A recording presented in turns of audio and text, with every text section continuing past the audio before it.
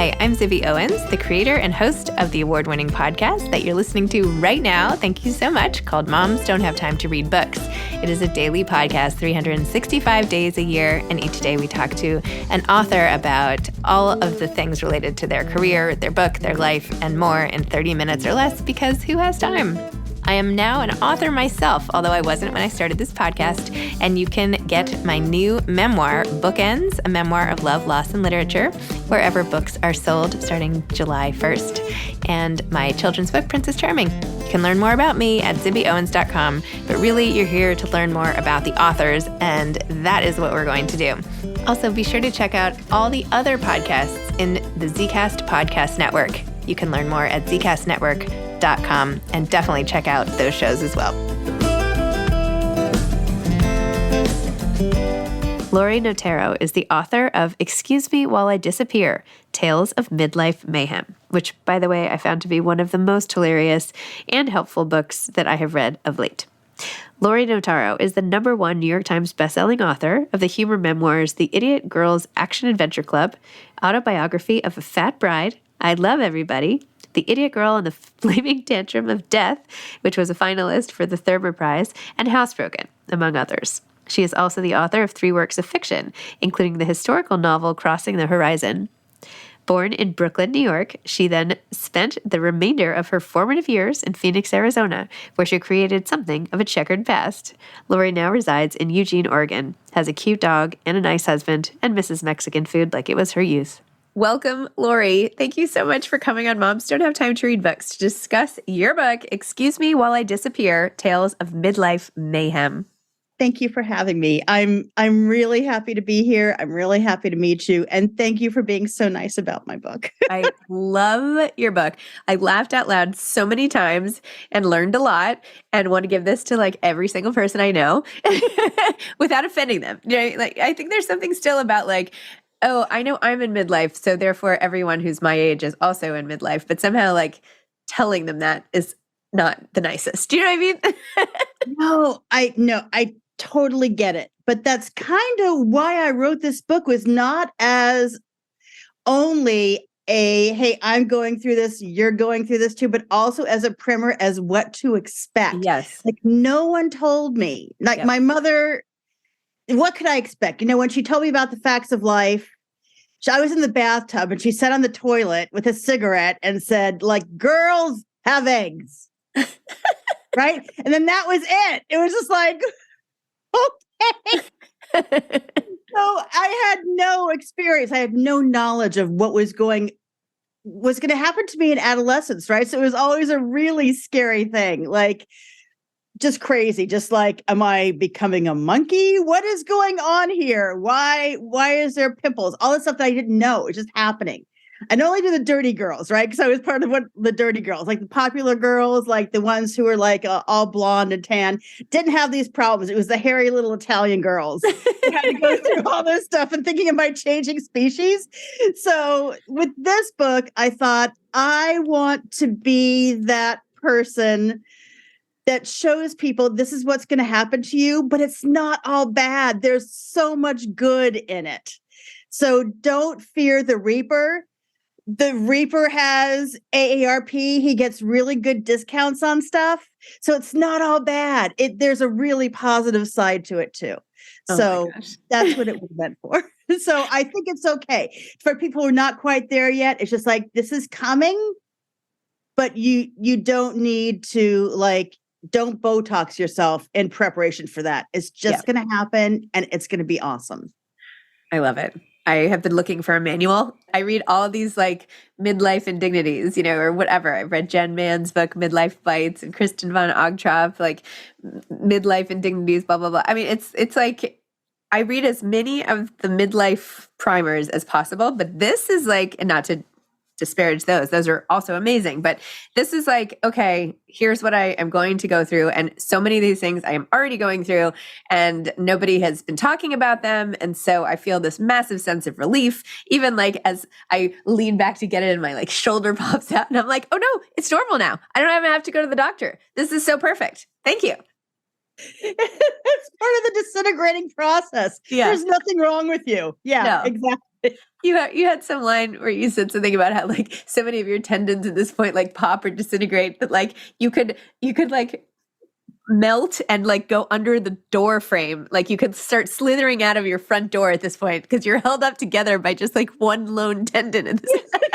Exactly. And it might pop during this podcast. I don't know. You might just all of a sudden lose me, because everything is just held together by like one thin little string.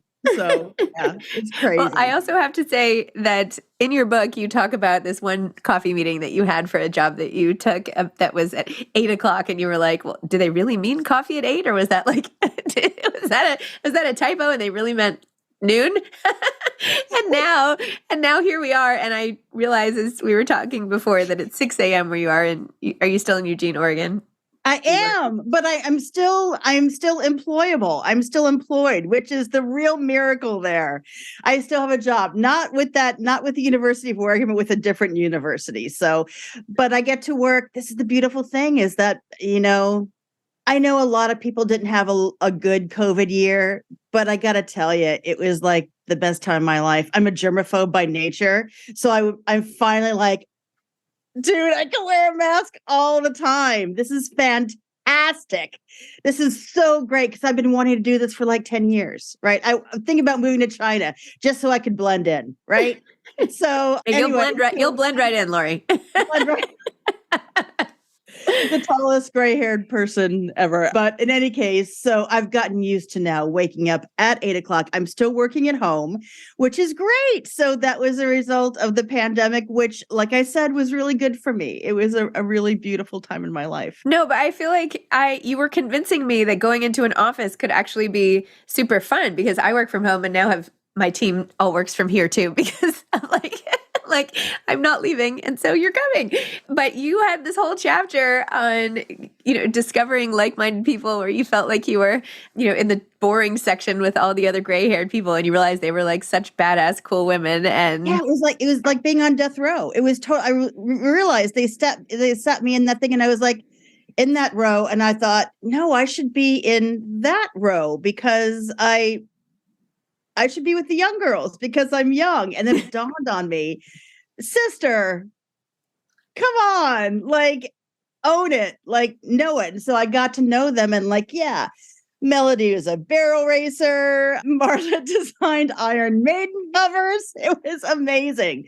And actually, I think one of my friends just put a picture of all of us in the death row on Amazon attached to her review. So it's hilarious. Oh my gosh, I have to look at that. Yeah. So. And you even organized a renovation of the very slippery slate that everybody tripped on and you really hurt your knee and you did. And that was like amazing that you stuck with that for so long and finally affected change. Yeah, I'm tenacious. I was far gone from that job. I was still at the university, but I was way out of that position when they finally realized, yeah, this is a lawsuit. People have like almost died on this stupid slate in Oregon where it rains every single day. So that was one. They still didn't pay for my medical bills. I'm sorry about that. I know. The collection agency still, because it was a matter of pride, right? It was a matter of pride. I'm not paying this bill. It wasn't my fault. It was the last time I will ever do the splits. So that kind of gave me some street cred, right? It was unintentional splits, but I still did it. I still knew that I had the capacity to do it, even though I would really, really injure myself. Oh my gosh. But yeah, so that finally gotten taken care of. And then the building lost U of O as their tenant, which was awesome. I just have to read a couple things. First of all, you have this whole list of what to expect and questions to ask. For example, why is my ass where my belly used to be? Can bending over kill me? Why can't I lose weight after 50? My boobs are stretching like saltwater taffy. Why? And so many more. And then you have this whole funny thing about memory, which oh my gosh, you're like, you said, my point is the problem is not that we are losing our memory. It's like that we are at capacity. And if new stuff wants to come in, we have to start throwing old stuff overboard. I deleted 7th and 8th grade just to remember the names of my coworkers once I started my new job. Frankly, I can't handle any new stuff. I really don't even want new stuff. I held out on getting a smart TV. Oh, this is the funniest, but this is a very long section about the smart TV and how you had to post that you wanted a teenager to help Yeah, I When had your husband turned on your TV. I was like, Oh my I'll gosh. play for your plane ticket up. Please just come up and show me how to use Roku. Oh my And gosh. casting. I still don't get casting. I still don't get it. You're so right too, because you're like, was it Hulu? Was it Discovery? Was it this? I can never remember. And you're like, forget it. And that's how I feel sometimes too. I'm like, oh, I want to watch a show, but where on earth can it be? It's just out there. So I usually have to Google something on my phone, but then it takes me 10 steps to remember how to Google something on my phone. Like, okay, I have to press this button and that button, and then what do I use? And to get that, and then we Google it, and then usually that app is out. So I totally get it. Yeah, it's even if I shove more stuff in there, it just pops right back out. Yeah, doesn't happen. It just doesn't want to. It doesn't want to stay in there. There's no home. Yeah. The old memories don't like the new memories. Yeah. And your whole section on trouble sleeping at night was absolutely hilarious. I mean, you have like a play-by-play of all the times, but what you really say, the conclusion is like, wait, I can find that, where you say that how moms, like stay-at-home moms here. You said you can tell if a young mother or father has been up all night with their kids. Actually, you don't even have to be a detective because they'll tell you the first time you see them that day. 2 kids sick and another kicked me all night. They mumble, need more coffee. Yet the entire population of middle-aged women are showing up to work on 3 hours of sleep, some with their night meds still coursing through their bloodstream, running meetings, making deadlines, and putting curses on their bosses. It was just a little packet of dirt from a graveyard sprinkled in their office. And the rest of the world has no idea. Why? Because we are superwomen. Because it's how we are. We're high, we're sleep deprived, and we're still doing all the shit. If my husband doesn't get his full 8 hours, he'll mention it the whole next day, as if he spent the dark time keeping flesh-eating zombies from gaining entry to our house. Not middle-aged women. They get up from a bed they've never slept in, put on an underwire and some mascara, and do it all over again, and no one knows. That's true. That's totally true. I'm on so many sleep meds that I'm amazed that I wake up every morning, to be perfectly honest. And I'm up like at all times of the night. And then you just go on Facebook and all your friends are there and they're awake too. So that's another part of middle-aged that is just in glory. It's just inglorious. But there's other people out there who feel your pain. So it's just a built-in support group. Absolutely. You and the gummies. You're like every middle-aged woman is taking pot gummies every night. We're all high. You're We're all high. Oh my gosh. In fact, one of my friends just sent me a text with a bottle. I don't know where you get a bottle of sleep gummies, but she's just like, Laurie, these are too strong for me. I think they're more for you. So I was like, yeah, I'll swing by tomorrow and pick up your pot. Oh my gosh. I don't know. You start the night with a Klonopin, and I took one once because I was like, oh, I can't fall asleep. It's like 3:30. I'm just going to take this Klonopin because I feel like this is what I'm supposed to take for anxiety, but it's like in my medicine cabinet. I'm like, all right, I'll just give it a shot. I woke up at like 2 the next day, which fortunately was Yom Kippur, and I'm Jewish. And so you're supposed to like go to temple and fast. Instead, I had my kids like sit on top of me, and I was like putting the service on the TV, like casting from my phone. I'm like, just watch this. I can't get out of bed.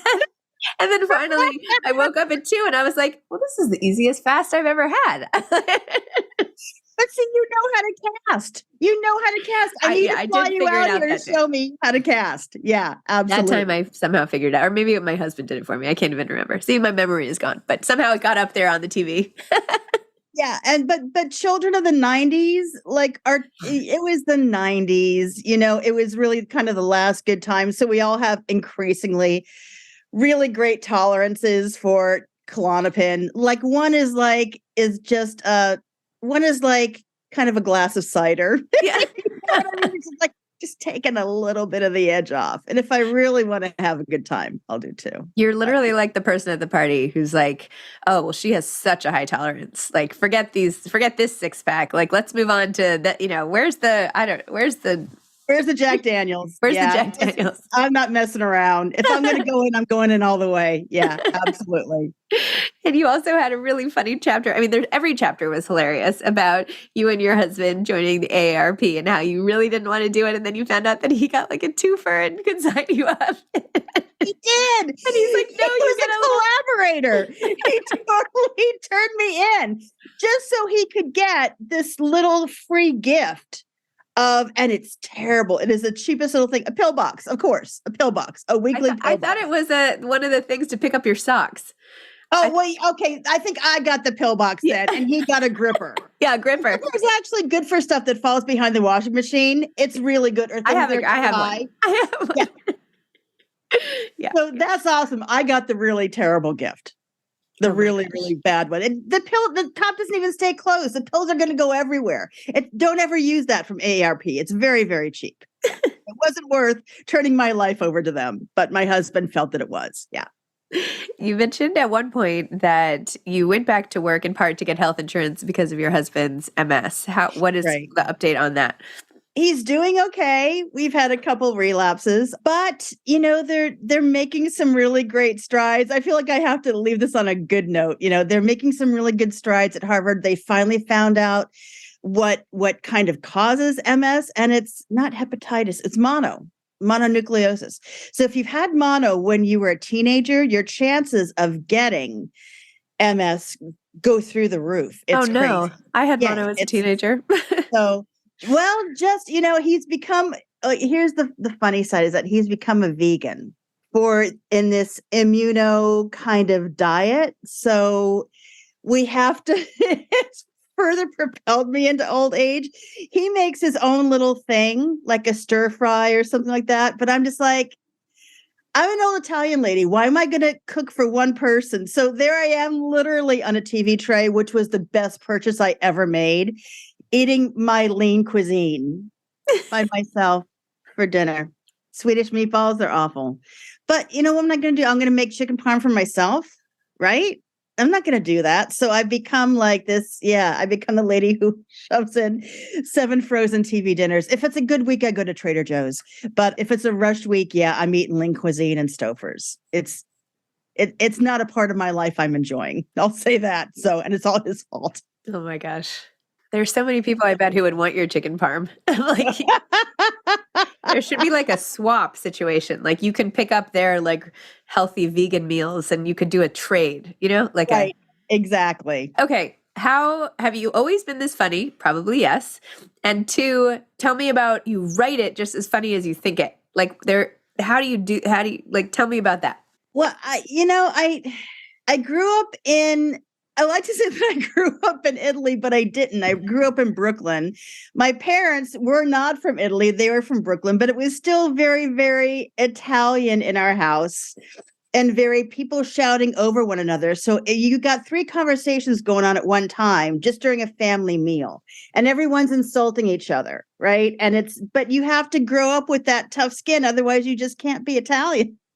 You're not going to make it. You're going to like failure to thrive. It's just not going to happen. So my father is extraordinarily funny. My mother is the funniest person in the world, but has no idea that she's funny. So I just grew up kind of with that banter and with that really fast. You just really had to, come back with a comeback really, really fast. My sisters are both very funny. So Christmas time and my nephews are funny. We've raised them to be funny young men. But I was a reporter for a long time. And so I learned how to write really fast. There's no time for me to go in and make it nice and pretty. It's just stream of thought, just pure thought vomit on my keyboard. And so that's just the way that it happens. And I edit as I go along. And then my poor editors, I just always give them a first draft. They're just like, okay. So that's just the way it happens. That's just the way I don't have time to mess around and make things pretty. And, if things are not pretty in life. And I'm one of those people who need people to be accountable, show life how it is. Like I hate Instagram. Instagram is so funny. And I just laugh at it and all these, my friend Angela, who I love, she's been like to the Caribbean, like 8 times this year. And so she just posted a picture of like off to the cabana. And I'm like, you know what? I think that's a stock photo.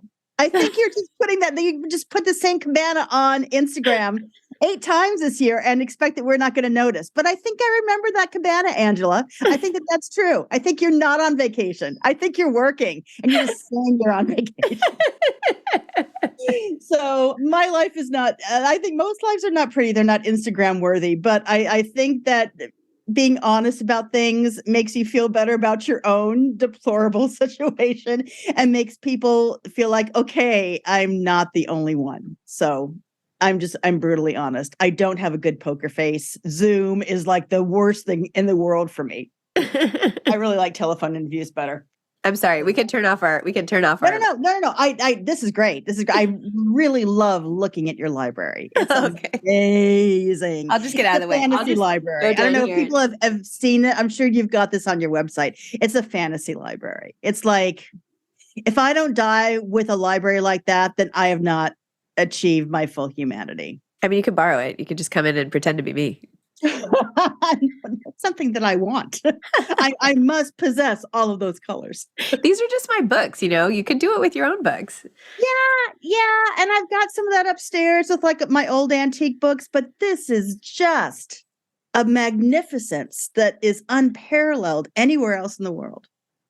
Okay. Truly. So for people who are in midlife, and you have so many sections that are just, I mean, I feel like a broken record when I keep telling you that it's just so hilarious. But if there's something that you want people to know to not feel bad about the most, like what would that be? Or what are the things that you're like, okay, no, this is totally normal. But when you get to be a certain age, you do become invisible. And that, to some people initially, is really shocking and very demoralizing. But then I realized, oh my God, it's not that at all. It's a superpower. No one is paying attention to me. I really don't even exist in most places, which means that I can do whatever I want. And I don't really want to advocate shoplifting. But what I will say is that when Safeway sells you 10 pounds of rotten peaches, it's okay if you forget to pay for something. Don't go back and pay for it. If you're out of the store and you have something in your cart and you normally would go back and pay for that, and that happened to me. It was a 5-pound bag of russet potatoes. I got all the way out to my car and thought, oh my God, I got these potatoes. And then I realized, oh, no, you ripped me off on a pound of $10 of rotten peaches. You still owe me. We're still not equal, right? So that's what I would say, because people are not paying attention. So if you kind of roll out with something a little bit, keep it. That's God's gift to you for living all these years. Like I read this in the book, and I fully believe it to be true. And I'm dying to test it out. My husband says, I will not bail you out of jail and you will lose your job. But I do believe that I could walk out with a deep freeze at Costco just waving a battered old Safeway receipt. I swear I could. And one day, if I'm diagnosed with like a terminal illness, I will try it.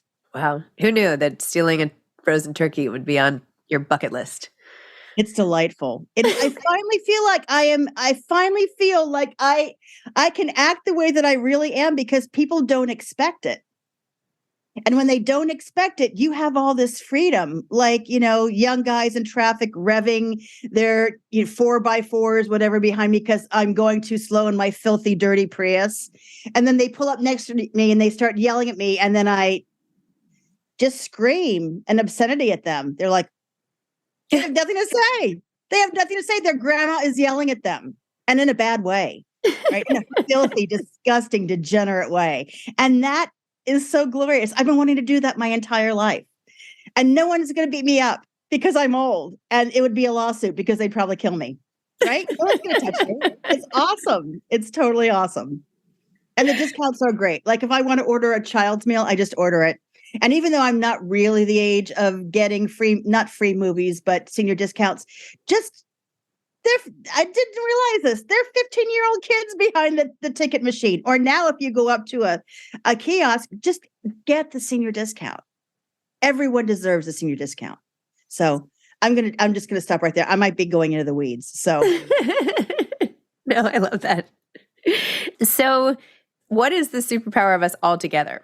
Like, because I feel like people don't market enough to older people. I feel like, especially with books, not to give away all my secrets, but, I started this publishing company and I'm like, why is nobody market? These are the people who read. Like, what the heck? Like, why are we trying to capture the attention only of really young, busy people who don't have time to read? Hence my podcast title, right? People who have time to read. We don't have time to read. In fact, when I've been out of the business for about 5 years. when I thought I'd been having these experiences. I went back to work as a middle-aged person. I mean, I had been out of the workforce for 20 years. And so I had gathered up enough material in those 5 years to say, this is what the transition is like. And I pitched it to several agents that I knew. And you know what they told me? No one wants to read about middle-aged women. Oof. Nobody. And I thought, really? Because guess what? We're the only ones reading. We're the only ones reading. So, of course, if you want me to do something, tell me no, right? Just tell me no, that it's not going to fly. And I was like, I wasn't even sure if I wanted to write this book. I was just testing it out. And once those 3 agents told me no, I was like, okay, God, now I got to do it. Now I have to do it. And so I went, and without an agent, I pitched the book. We got a deal, and they were totally into it. And it has been, I've been hearing from so many women who say, finally, I feel seen. Yeah. Finally, after all this time, I know that I'm not the only one. I'm not going bonkers. This is the way society looks at it. So now that we've realized that we're all in this together, I think we have such power to demand. And I have written letters to J. Crew saying, I want to see old people, to Doan, the really hip new clothing company. And I buy their clothes. I want to see old people in Anthropologie. I want to see old middle-aged women in Doan ads. That is what I want to see. Not only that, okay, so you're finally getting to the chubs, which is great because I've been a chub for a really long time. We're finally getting into the 16 pluses on all these clothing companies. Now do your due diligence. We've been buying your crap all along. Represent us. We're still buying J. Crew. People my age are still buying J. Crew. So represent me. Let people know that it's okay, that they don't have to go to Dress Barn, or shop at Target for something with elastic. We can still fit into your clothes, and we still want to wear your clothes. And that goes for everything, from anything from, the thing is, I'm tired of being the only kind of commercial that's geared toward me is medication. Like, I deserve something better. Put a Pepsi commercial. I'll drink that still if you show an old lady drinking it. I'll still drink that. I'll probably be diet. I'll drink half this much because my blood sugar is going to shoot up. But I will still do that. Just show me that I'm still a human being. I'm still alive, and I still purchase your products. Okay. So I think together we have that power, and it is a great and awesome power. I'm going to send you our books when we actually have copies printed, and I want to use you like a model. Right? You'll be like a model. We'll put it on our website. Like, you'll go on Instagram, and we'll be like target audience. What do you think?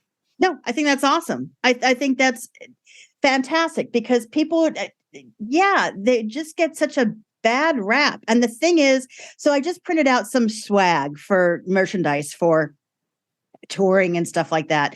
And I had to get a little rubber bracelet because they were cheap. And I thought, oh, that's funny. And so I'm just like, what should I say on that? What should I say? I thought of a couple of different things, like, I know more than you do, because we do. I've been around for so much longer. Of course, every day I learn something new. So of course I know more than my nephew, who accuses me of, well, I'm not going to go there. Okay. In any case, he's 20. He doesn't know it. He knows nothing. Yeah. You know nothing when you're 20. You know nothing. And now at 57, I realize that. But what I decided on the bracelet was, excuse me while I disappear, and then kick your baby ass. So that is I think that sums it up right there. Like, you see me being old, but I have more knowledge than you, and I am way smarter than you, and I've been around for way longer, and I can figure stuff out way faster, even though I can't remember your name. And I don't know how to turn on my TV. I know a lot more stuff that's way more worthwhile than a 20-year-old. When I was 20, I was so stupid. Oh my gosh. Stupid. I just love you. I love this book. I love everything about you. I am so excited that I met you. And yeah, I'm just sort of like over the moon happy about it. So anyway, thank you for coming on Mom's No Time to Read Books. Thank you for Excuse Me While I Disappear. And yeah, I'm just super excited. You're awesome, Zibby. And I think I might change my middle name to Zibby now. Go ahead. You take it. You or the dog. Either way. Thank you so much for having me on. Laurie. It was your delight. Okay, me too. Okay, bye-bye. Bye. Thanks for listening to this episode of Moms Don't Have Time to Read Books. Don't forget to follow me on Instagram at Zibby Owens and at Moms Don't Have Time to Read Books.